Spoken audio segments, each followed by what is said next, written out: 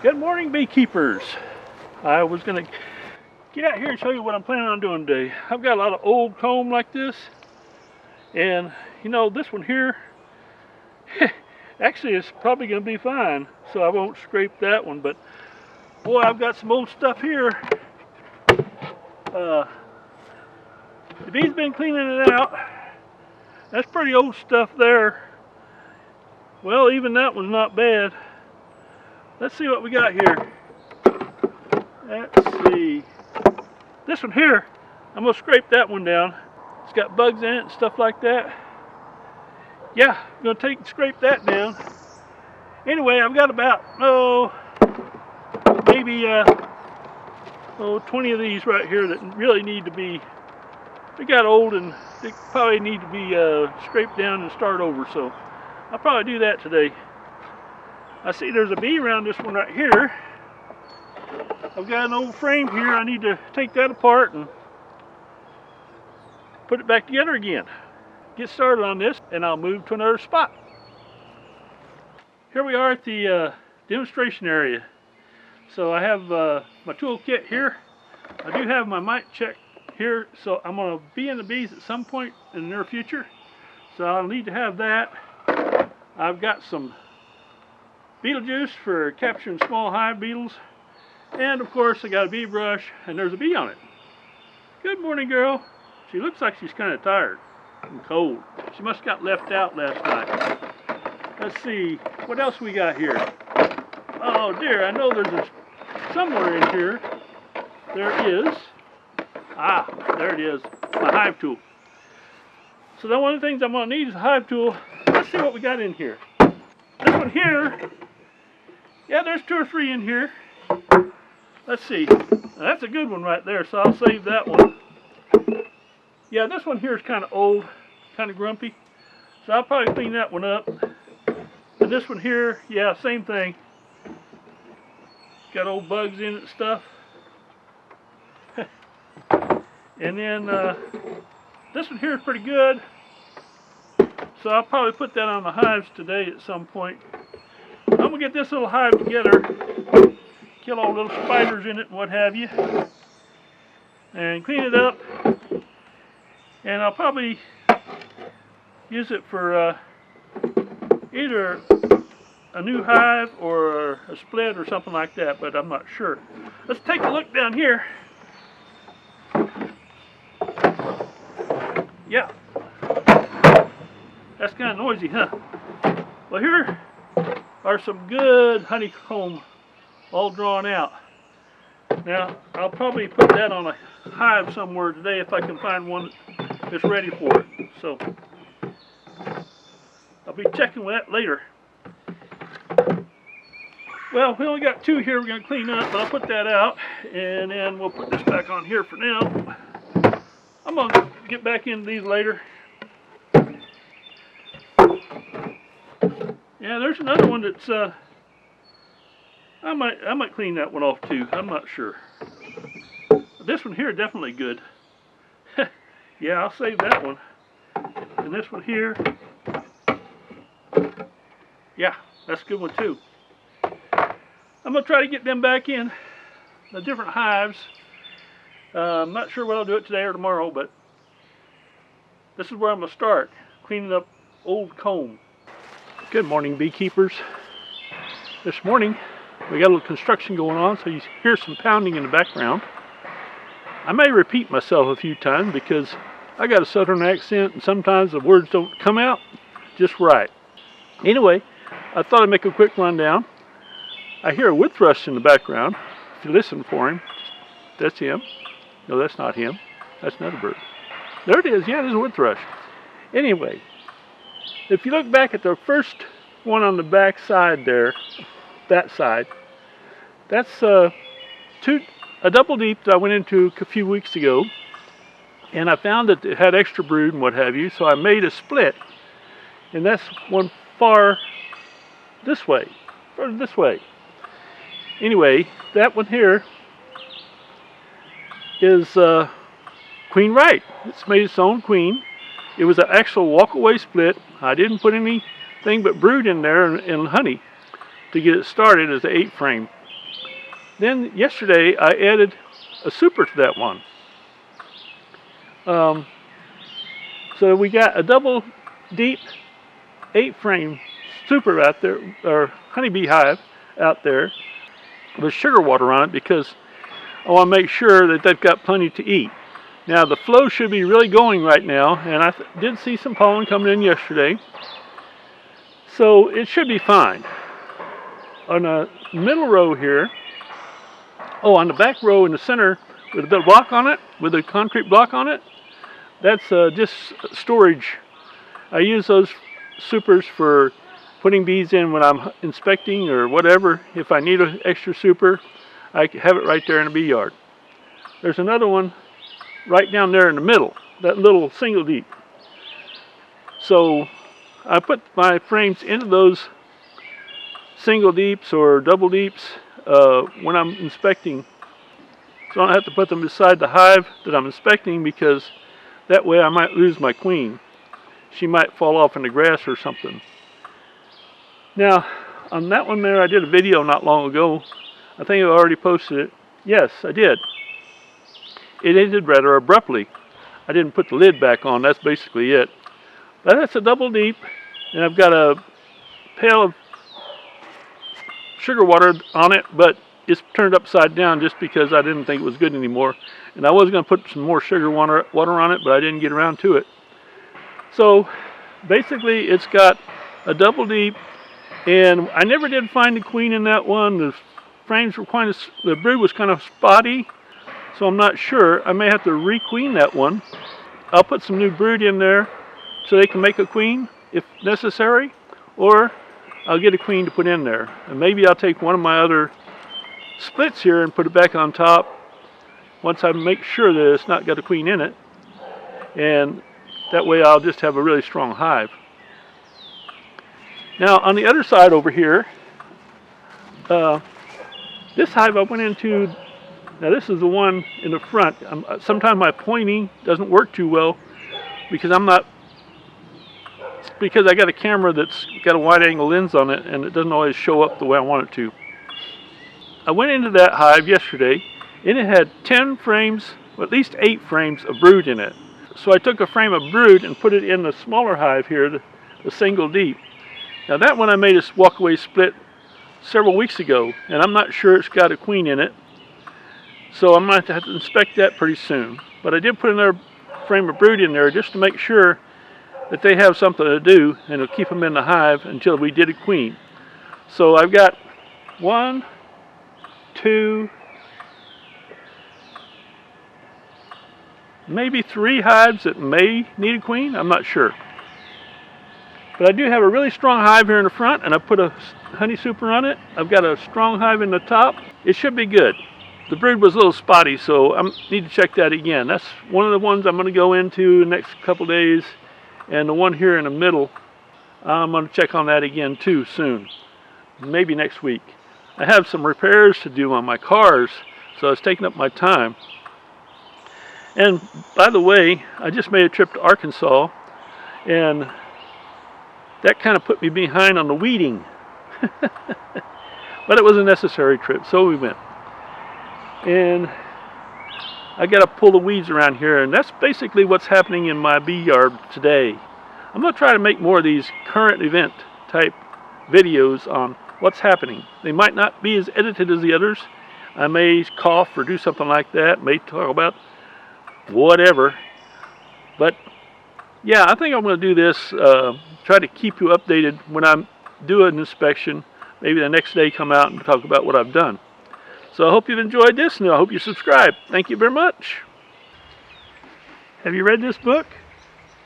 I'm guessing you've already read this book. If you haven't, it's probably a good idea. This is the first book I read about beekeeping. Now I want to say right here, I'm not sponsored by anybody in this video.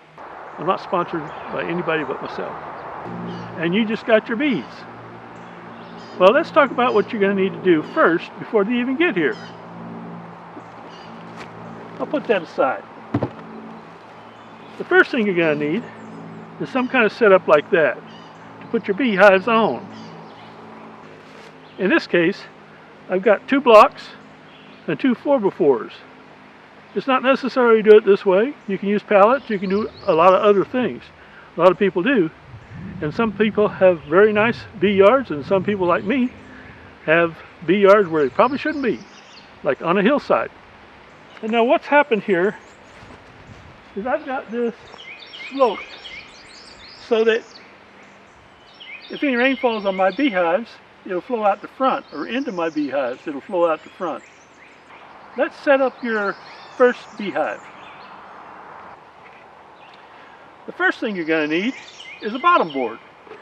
Typically, it would go this way so that water would drain out away from the bees. Then you're going to need a super to go on that bottom board. Now my super here has the entrance on this side, so any water inside will run out of the bottom of the hive. So let's say you got your first nuke here. We open it up. What we should have is a queen, 3 pounds of bees, a couple of frames of brood, and a couple of frames of honey, and 1 frame, perhaps, of drawn comb, or 1 frame of foundation. So basically, the foundation looks like this. It's a plastic foundation. It's got little cells built into it the size the bees will build their honeycomb on. So that would be the one here. Now I've got bees on this, but for our purposes, this is just a demonstration. So I put that in the middle of the hive. Now this is drawn comb. It's comb from another hive that I had. And there's no honey in it to speak of. There's a little bit maybe. But there's probably at least 1 or 2 full of honey combs. Here's another comb that's partially built out. Well, let's say that's also a drawn out comb with honey in it.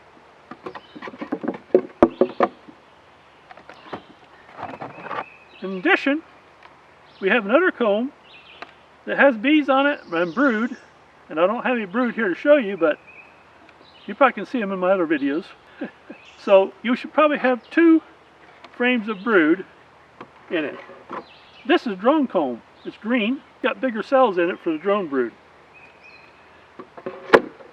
Normally I have a frame of drone brood in your hive when you start out. But it's something you can put in the hive as an extra frame so the bees can raise drone brood. Now that's not necessary because they'll raise it otherwise too, but they'll build their own cells. But it seems the bees are happier if they do have a frame of brood. The bees are happier when there are drone cells in the hive. Now the rest of the hive would have 5 more frames, perhaps of just foundation. That's what you buy extra to fill out your hive. I'm going to bring my microphone a little closer. You'll see it, so maybe you can talk a little more. So maybe we can talk a little more normal.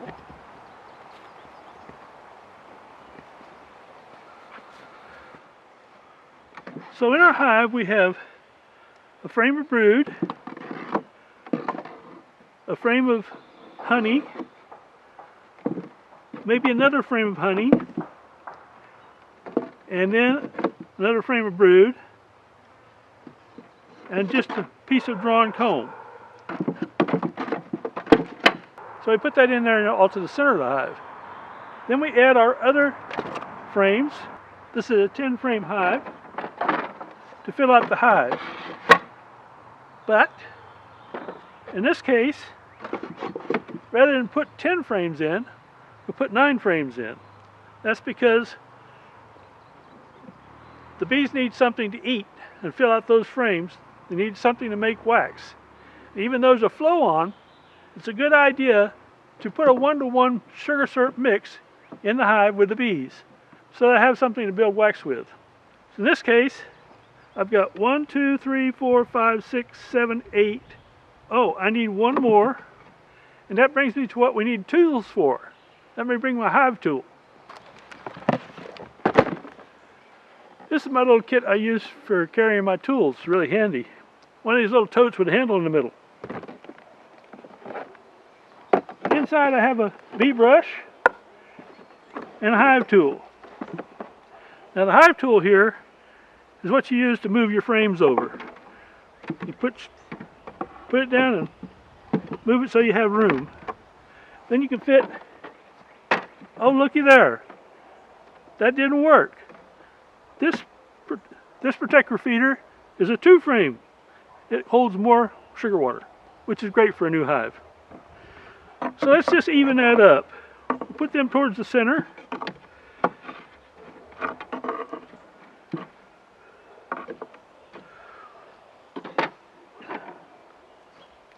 So in this case, I've got the 5 frames that I put in from the nuke, plus, let's see, there's 1, 2, 3, 4, 5, 6, 7, 8 frames in here. So that's enough for a start. Let's talk a little bit about the sugar syrup. You mix sugar syrup 1 to 1, warm water. A quart of water with a quart of sugar is basically 1 to 1. You warm it up until it's soluble, and then you can put it in a feeder. This feeder has a ladder in it. You put the syrup down into here, and this keeps them from drowning. They can climb down into the feeder and get to the sugar water without drowning. That's a good thing. So now, I've centered these all up. There's a little more room on the outside on each side, but in between is just bee space. Bee space is 3/8 of an inch, or down to a 1/4 inch, that the bees won't fill with propolis. It leaves them space to walk in between, and it makes it possible for us to have removable frames. This was discovered in the 1800s by Lorenzo Langstroth. Kind of hard to pronounce. At any rate, now we have our full beehive. There's one more thing in the bottom board. This is called an entrance reducer that you would put on your new beehive. The reason you would do that is because you want to keep your other bees from robbing this new hive. So it goes right down in the front. Let me show you. I'll turn this front around here like this. The bees can get in that small opening. And not a lot of bees can go. It's in there. So that gives them protection because they can have their guard bees at the front and ward off any intruders that they don't want in their hive. Now I'm going to turn this back around because I'll just leave it that way. But we know that front entrance needs to go on a downhill side. So now there's one more thing we put on our hive. This is called an inner cover. So it would go like this on top here. The top here can be an entrance if you turn it over, but generally starting out you would have it on the upper side. Ventilation will come in the bottom board and then come out this hole here and exit out the front of the hive. There's one more thing we need. We're almost done here. This is an outer cover. It goes on like this. And you're all done. You have your bees in. Oh wait, you're not all done. You should have ordered 2 nukes. So you need another whole setup. So for demonstration purposes, I brought this other nuke hive, just for you to see.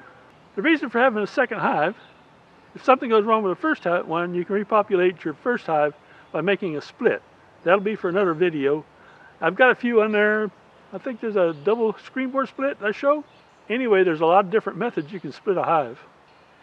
Now there's one more thing. Let's pretend that you want to move your hives from one place to another quite often. You wouldn't use your outer cover here or your inner cover.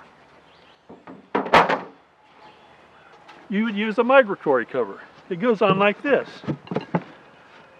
The reason to use migratory covers is because commercial beekeepers want to move their hives quite a bit for pollination or whatever. Now they can just put a strap around this and pick the whole thing up without having to disturb the bees.